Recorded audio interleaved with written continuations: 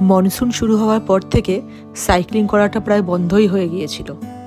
অনেক দিন পর আজ সকালবেলা বেরোলাম। একটা বৃষ্টিহীন সকাল, ওয়েদারটাও দারুণ সুন্দর ছিল। ব্রাইট সানি স্কাই না হলেও বৃষ্টির মতো প্যাচপ্যাচে কাদা, রাস্তা ভেজা ছিল না।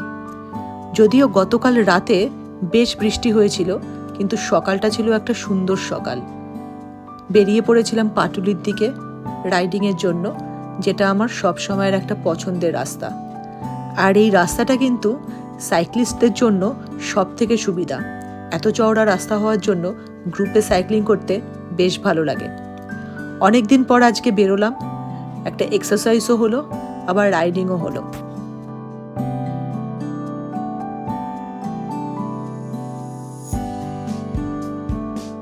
অনেক রাইডার আছে যারা কিন্তু এর বৃষ্টির দিনেও বৃষ্টি মাথায় করে সকাল সকাল রাইডিংয়ে বেরোয়। সাথে রেনকোট থাকে এবং ওয়াটারপ্রুফ জ্যাকেটও থাকে। তবে সত্যি বলতে কি, বৃষ্টির মধ্যে রাইড করতে আমার খুব একটা ভালো লাগে না। রেনকোট আর ওয়াটারপ্রুফ থাকলেও রাস্তা যথেষ্ট স্লিপারি হওয়ার জন্য যে কোনো সময় সাইকেল স্কিড করে একটা অ্যাক্সিডেন্ট হতেই পারে। তাই আমি বৃষ্টির দিনগুলোতে রাইডিংটাকে একটু অ্যাভয়েড করি।